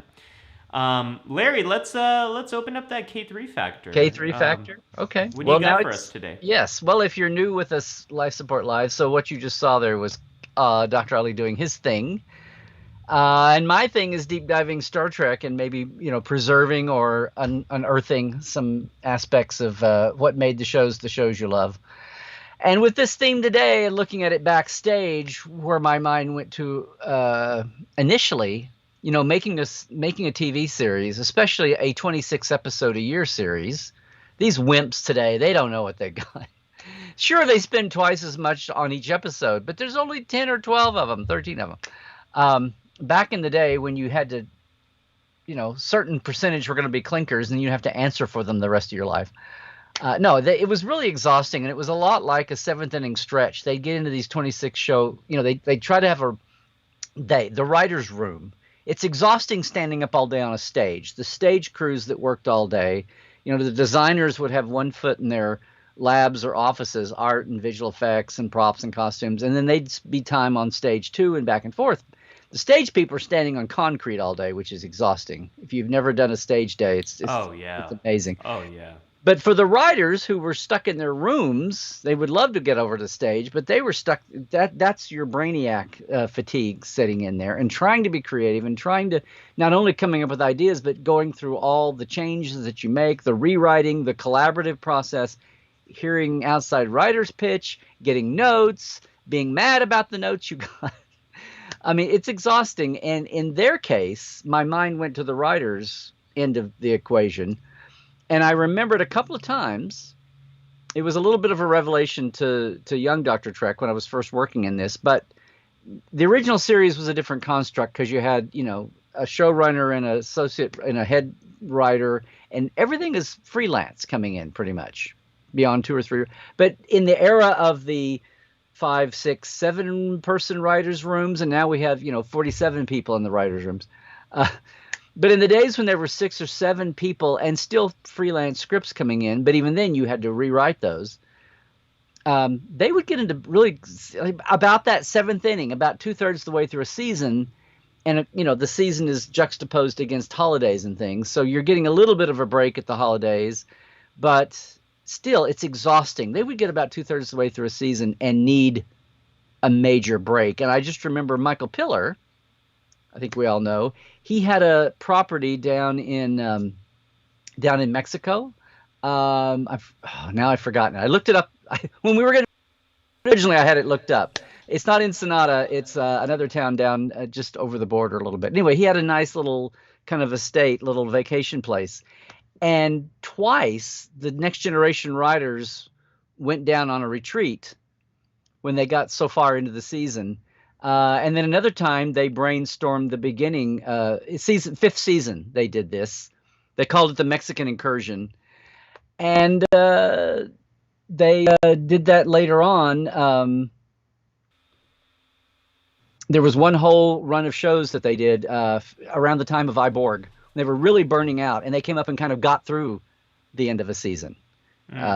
doing that. And in the fifth year, sixth year, there was another, but the other time also, this is the same thing but totally different. On DS9, so I had, so there was the TNG Do you want me to put that image up, crew, Larry? and I can't see you doing it, so I hope you put the TNG bunch there. Yeah. I'm putting up So that if you image did, right that now. was Ron Moore, Renee Echevarria, Brannon, Narain Shankar, and Jerry Taylor. Check out that whiteboard. Oh With my Michael Piller not gosh. in the picture, but it was his place in Mexico. But the Larry, other is that slide I sent you is the DS9 guys, and I say Larry, guys, can it you literally was guys most of the Larry, time. can you hear But me? there was one moment, and I had to ask again, and I wrote Ira, and he told me back what it was. I remember there was one day they got up and did this abrupt, crazy thing involving Disneyland, and he reminded me what it was. At the time, they were working on the script for, well, Ken Biller from Voyager and Renee Echevarria from DS9. When the script for the experience was being developed, The Ride, which was the Klingon encounter, when that was being developed, Oh, you're right. the company Landmark had done these kind of things all the time with just rides and things, and they had done a Star Trek script for a ride, and it was very cheesy and very touristy and very whatever. And basically, since they had veto power, Rick Berman said this was another case of Rick Berman stepping and going, no, this is too cheesy, this is too off the nose. No, in fact, you're going to hire two of our people to write a script for this. Like, all the things you have to do to make it a ride, we'll do and tell them. But they're going to come up with the story. So Renee on the DS9 side and Ken Biller on the Voyager side by then collaborated on the script. And in the DS9 writers' room, this came up one day, and Renee was saying something to all the guys like, "Oh my God, I've got to work on this. It's amazing I'm working on this theme park ride script, and I've never even been to a theme park." And the rest of them, What? yeah, What? exactly. And the rest of them, all led by Ira, said, "What? What?" And they're like, "You haven't even been to Disneyland or not?" And he's like, "No," because he was a New Yorker and he hadn't, he'd only They been out. got theme parks over in. They got Coney Island. I mean, Coney Island is not a theme park, but it's close. I'm just saying. Well, no, maybe he meant an elaborate, franchise. Anyway, Yeah. that had nothing to do with the day's work for the group, obviously. But right then, Ira says, like, "Okay, that's it. We are all going to Disneyland. You're going to go to Disneyland, by God." So they all jumped up and took Renee, got a car, and drove down to Anaheim in probably, morning traffic or whatever, and spent Oh all man. day at Disneyland for Oh my Renee. gosh. But that's the kind, but, you talk about, and that was kind of research, but I'm sure they could use the rejuvenation rest too. But also, but, like the TNG writing room, those were definitely rejuvenation. And they even worked on the job, and they brainstormed if nothing else. I don't know if they cranked out, but they took notes. But the whole point was that was the rejuvenation they did, even as a group. Yeah. Hiatus is there, like summer vacation for school teachers and students and staff. That's supposed to get you be able to go through a very intense time, more intense than a lot of people have in a day-to-day job. But I know it's farm-based. But that's that, hiatus in the entertainment industry. Well, it's not quite what it was, since so many productions now are short productions. And their hiatus can be half a year or something. But still, that break is what everybody lets people recharge from. The writers and actors, yes, but the people on stage. And, some of those people that are working 16-hour days on stage, it's not just the actors, it's all the crew people. And they need all the rejuvenation they can get. So hiatus time. Anyway, there's a couple of I cool love moments. that. I love those little stories, and I obviously did not know anything about them. Boy, what fun it would have been to join them on that impromptu Disneyland trip. How much I just fun. I just want to be in the car when they go, "Jesus Christ, it's like took 2 hours to get here. So much for the rejuvenation." That part I would want to skip. Yeah. But They couldn't I think eat it's to Disneyland. That was the downside part. They had to the get on the the five and go. the Yeah. most the most fun way to experience Disneyland is to go with someone who's never been, and it's a very joyful experience. It can be very rejuvenating. I mean, that's a good example where you think the idea of going to Disneyland would be rejuvenating, but like Captain Picard in going to Risa, Riker's experience of Risa is not what Picard is looking for, and for some people, Disneyland is so draining. The lines, the sun, Mm-hmm. they can't suspend the disbelief to kind of buy into the experience. So it's that's a good example there, Larry. Rejuvenation is all in the eye of the beholder. Um, is that the expression I'm going for? Yeah, it's And Linda also the says, animated episode, but okay. yeah, Linda says the long lines for rides are not Well, you know restful. what Yeah, that is? That's speaking of shore leave, and somebody mentioned it way back up in the chat that got cut off. But shore leave for Scotty was staying in his bunk reading his technical yeah, journals. It wasn't going yeah. down having a, I mean, I think he enjoyed Or in it, but Star Trek 6, taking a break, having some coffee, and rolling out the most simple schematic of the Enterprise A you have never seen and just studying that and appreciating the beauty of that. that wasn't that actually wasn't about studying the schematics. That was really about enjoying a dead tree moment as a historian. He was as big into books and paper as Kirk and Picard. We just didn't see that often. Yeah. Well, I can't believe we haven't talked about all the Paramount owned theme parks yet, but we had one right over here in the Bay Area, Paramount's Great America, and I love going there and seeing walking, talking Klingons and Ferengi, and there was a Star Trek Earth tour that sort of went along right before Star Trek Generations came out. They had this traveling exhibit at all the theme parks that Paramount owned that I got to go to as well. Talk about rejuvenating rest, Larry. That was going to my local theme park and experiencing all this firsthand Star Trek stuff was amazing. That they had a great write up about this on StarTrek.com as well. Probably about 6 months ago, about interviewing some of the people who worked at those theme parks, Mm-hmm. and I love that experience. Before we had Star Trek: The Experience, we had the Paramount theme parks, and we had that. Yeah. Yeah, Well, there were two issues of the communicator that died that were one was all done and one was all the text was in when we died in 2005. And one of them was a former now I've gone blank on his name. I can see his character name was Tvork, but because that was his and if he's watching this or sees this later, he'll kill me. Anyway, he did a whole article about working as a character at Great America, but he included talking to people who had worked at the experience, was working because it was still going. But he was doing an article about all the costume characters that were working at all the Paramount theme parks then. And it would yep, have, yep. got to that. Yeah, I'm pretty sure I saw him at Great America because he talked about this pre-show he did before their IMAX performances, and I remember experiencing that. So, anyways, great stuff there. So, Larry, let's we're on a special timeline today.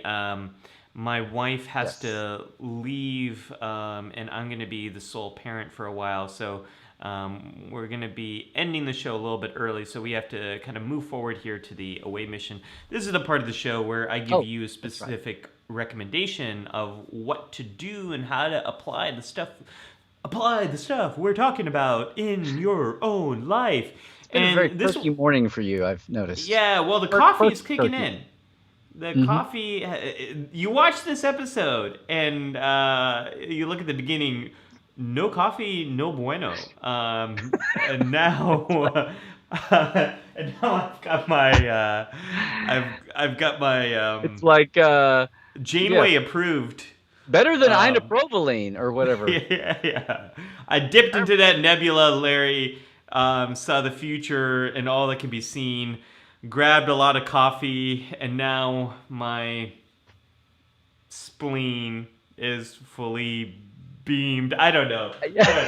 I was amazed that you got into that. Yeah. I dipped in the future, saw as far as the human eye could see, saw something, and all the wonder that could be. What does it say on Voyager's dedication plaque? I was gonna say That's the that's one of cool. the dedication plaques. Is that Voyagers? It's Yeah. it's Voyagers. Yeah. Good old NC 7465-6 is that? Gosh, I I don't know. I'm close, but so far away. Anyways, someone in the chat will be able to correct me here. Away mission for you all. I want you to. My recommendation for you. I know we talked about how this idea came from Larry's road trip, and then Larry's road trip sounds like the name of a PBS show. yeah, yeah. Larry's road trip, yeah, with Coke Splenda, Diet Coke Splenda. That, by the way, I will. Sponsored The by. pandemic is truly over when I can go down and get a carton of Diet Coke Splenda again. But I'm Hmm. not holding my breath. But you You were know what? saying, I'm not holding my breath. Larry, I've been waiting for a washing machine delivery. 4 failed attempts. The fourth failed attempt just happened yesterday. I don't. The Home Depot, do not order your. oh my Do not gosh, get appliance deliveries from Home Depot. Anyways, away mission for you is we started this by talking about Larry's road trip, and this pandemic is in a very weird place right now, where parts of the world that are more vaccinated are able to open up more. Other parts of the world are really struggling, and there's fears of this Delta variant. That's a change since we last did the show, Larry. The Delta variant has really become the dominant variant, and so there's a lot that's happening.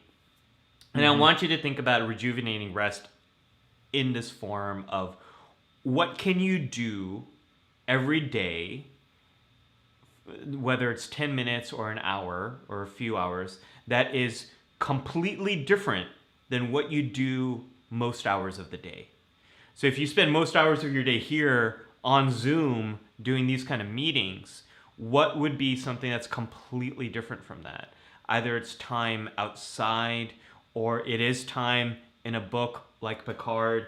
It is time doing chores, listening to music. One of the things that I do, Larry, when I wash dishes is I'll take my phone and I'll just fire up an episode of Star Trek. I know a lot of people mention that in comments, like, well, Star Trek is my rejuvenating rest. Absolutely. But it's rejuvenating rest is about finding the small moments every day where you are getting a hmm very different experience than the work you have to do. That's it. That's all I'm recommending. If you can take a vacation, then fine, that's great. But it's very hard for a lot of people to do that. So find those small moments. And Nathaniel, I think, asked a question like, are there cognitive benefits to this? Absolutely. Your attention, your memory, your ability to problem solve, your mind sort of keeps working on problems that you've been struggling with throughout the day. Your ability to find some insight into those problems, that's going to increase as you take these breaks. There's so many people often don't want to take a break because they have so much work to do. But by taking a break, you are better equipping yourself, your resources, to tackle whatever problem is in front of you. So find those small moments of break. They don't have to be. It doesn't have to be a big, grandiose experience, Larry. Make it small, make it regular, yeah, and you'll get more benefit from that. yeah. Well, That's all the I got. inverse of how much planning you put into. I mean, some people have Right. their. Some people find the ability to totally plan a big vacation because the planning takes the stress away. But Right. unfortunately, I think a lot of people planning just becomes the stress because it never ends and you never get to go on it because you're dealing with so much detail. You might as well be planning somebody else's, and it's you might as well have been a travel planner and you're just taking your work with you for yourself. But that's what I Right. mean. That's the thing. So many people come back from their vacation exhausted, and it's not even a good exhaustion. But I don't know. After this last year, everybody cooped up. Maybe that's not quite as much a thing. Maybe any kind of exhaustion outside of where you've been cooped up is a good thing. But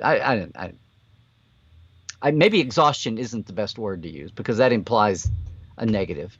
So anyway, I don't know. I don't know. Can So we throw up? Can we throw up those last two slides? If we're oh running out of time. yeah, yeah, yeah. Let's Yeah, do yeah, that. yeah. I Let's just do want to that. remind some fun stuff. A lot of fun stuff. So I'm putting up the image here of the Trekland merchandise Yes, here everybody. Well, and it Life Support Live counts. merch. Yeah, yeah, yeah. So there's a special happening right now at T Public. Yeah, and since I did that, they've sort of cycled around and done another one. So right now, if you go to tpublic/Trekland, I think is what it is, you can find all my Trekland things. But we got some life support, like the mug, the T-shirts. There's different things you can get the logo on, and eventually we'll have some more designs up. I think we need to do a cartoon head of us. But yeah, drinking game is there and all that, and some of my Dr. Trekisms on there's hashtag themes up there. You can get a Trek Well shirt, you can get a Texture Not Trivia, you can get some things like that too. And some of my other brands are up there too. But anyway, it's a sale on. It's a 30% off sale through the 5th. The T-shirt, you can get T-shirts for $13, and it's 30% off on everything else. So just throwing that out there. But the other slide I And sent was for the Vegas yeah, bound. Oh, go ahead. yeah, I'm putting that up right now. Okay, if anyone's going to Vegas and things are kind of wonky, if this will be if they move it to the Rio, if it stays all Star Trek with the no license, things are all up in the air. But at least one more time, Terrace at Geek Nation Tours and I are going to. I hope he can make it if Canada opens up. But we're offering the one-day tour out to the Valley of Fire on Tuesday before Vegas starts on Wednesday. So just go to geeknationtours.com and check it out. It's the next tour up on their schedule, but it's only one day. But we go out for about 7 to 8 hours. We got very early because of the heat, and there's a lunch in there, and we go to the film sites for Star Trek V and also some associated fun places that are Star Trek related out there too, besides the film sites. Just throwing that out. But again, that's if you're Vegas bound. Yeah, so opening up the hailing frequencies, Larry, there's been a lot of really great comments, and I just want to highlight some of them. So Melanie says, Redwoods, the tallest tree on Earth, is in Humboldt County. It's 380 feet tall, named Hyperion, and its actual physical location is sort of kept a little bit of a secret to protect it because it is such a so many people want to go see it and all of that. And Charlotte says the whole getting away from the usual day-to-day grind and listening to the writer's fatigue makes me think of the days when I'm able to step away from my task to observe students open class or an acting panel or something. Keeps me connected and reminds me why I do the work I do, even if it doesn't seem directly related to the art we create. Yes, Charlotte, one of the best ways to feel connected to your work again is to get reconnected to the meaning and purpose. It's something that we often talk about as one way of dealing with burnout. Sometimes burnout can be driven by this loss of a sense of meaning and purpose with what you're doing. I think we see that with a lot of the Star Trek captains. I think that's a big part of Star Trek Beyond. There's other aspects to burnout, which might be factors that you can't control, which might be a toxic environment, unrealistic expectations, all of that. But one factor that is in our control is that reconnection of meaning, the meaning behind the work that we do. Galinda said, "Oh my God, camping! I need a week in the woods with friends in medieval garb." Larry, are you a camper? Are you a outdoorsy person? I have been the last few years, not so much, and since the kids have been older. But yeah, gosh, that would be so. I'm a mountains person, not a beach person. Just I'll put that out. Ah, wow. So, Okay. so the We're first kind of time when I was a flipped. kid, we went to the Rockies, and I didn't hate August. That was just like a revelation to me. I was like crying on the way. It's like we'll never get back here. This was too much of a yeah. So no, I we have camped. We have camped, and we have van camped, all kinds of things. I took my son camping. We had a dad and son place we went to for several years until he got out of high school. Oh, that's Yeah. So I nice. knew those were precious. I knew those were going to be precious years that went by. But no, I have. Yeah, it's been a while though.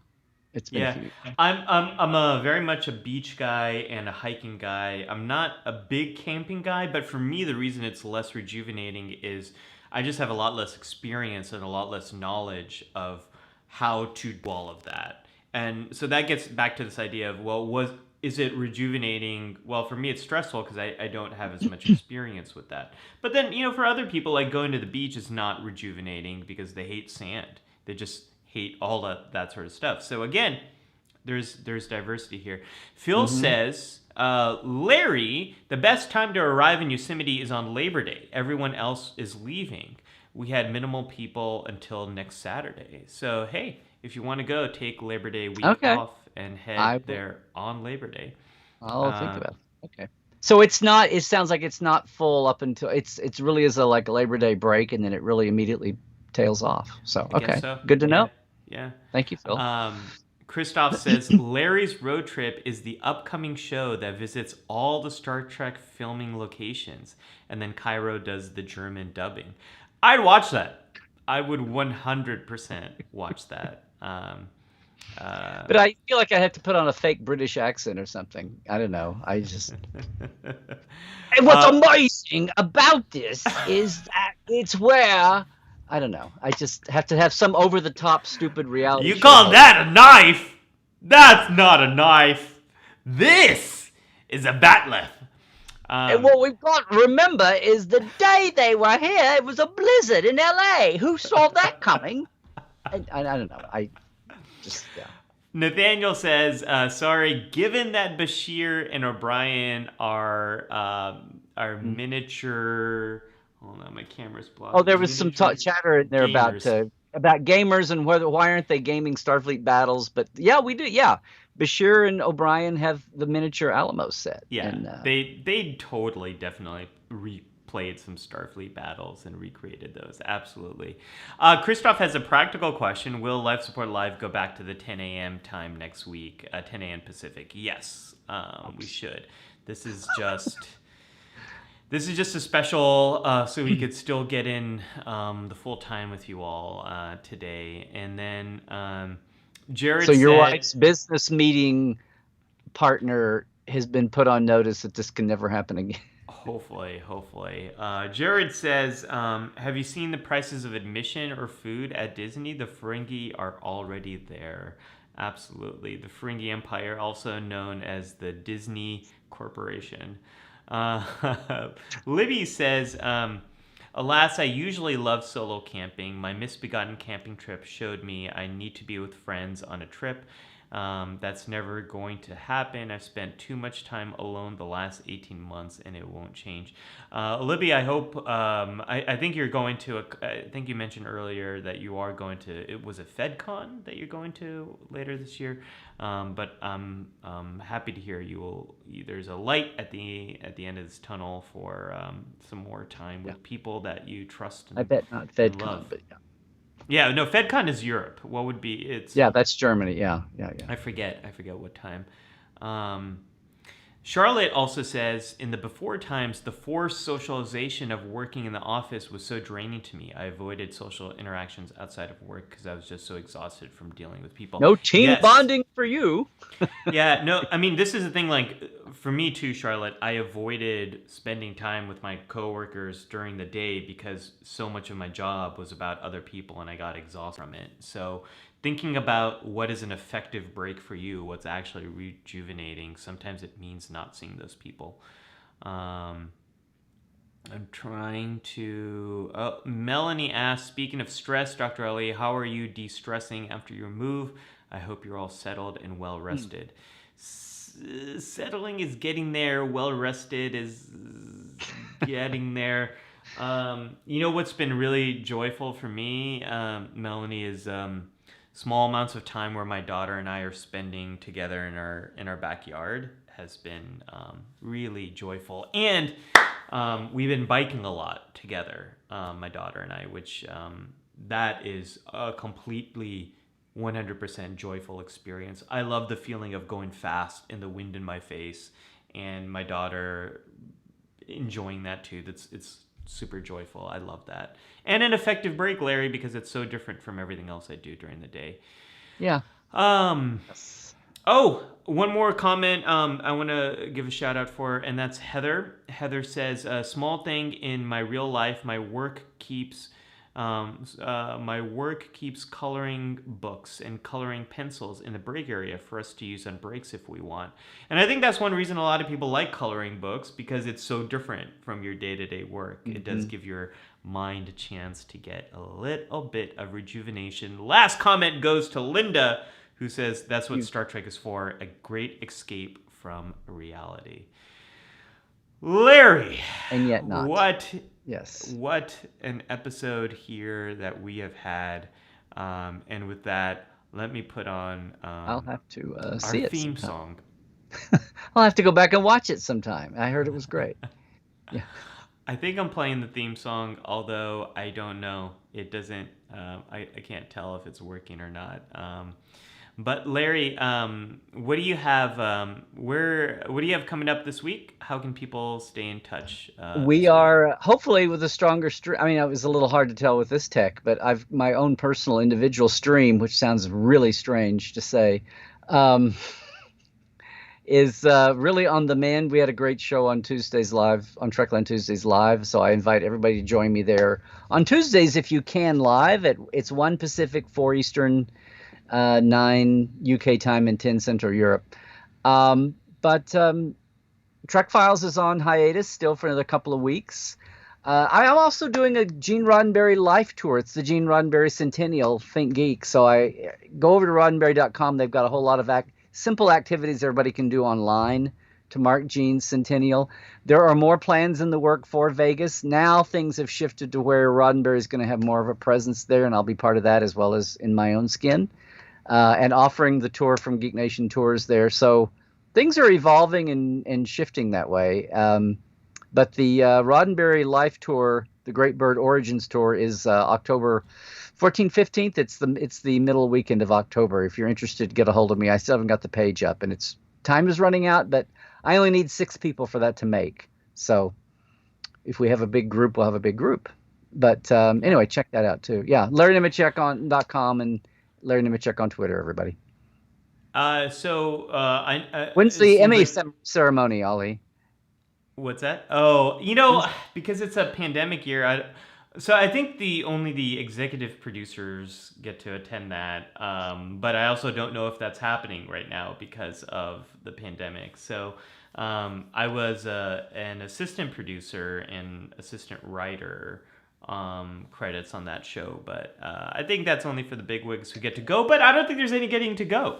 Um, right, right. so They yeah, don't change the Zoom ID. yeah, they might send me that. So since we last spoke, Larry, I've had a couple of new episodes on the Psych Show. Most recently, a fun one is an interview with my dad and I for Father's Day. That episode is up, so check that up. Check that out at youtube.com/the Psych Show, and yeah, follow. I'm at Ollie Matu on social media. Larry, we'll be back next week. I have no idea what we're going to be talking about next week. Okay. What I do know is it will be a lot of fun. And yeah, we'll be back to our normal time, which is 10 a.m. Pacific and 1 One p.m. Eastern. Eastern. Right. Yeah. So we'll be back with that normal time. And thank you, everyone. Appreciate your patience during this last few weeks of transition. And yeah, we'll be Yeah. back.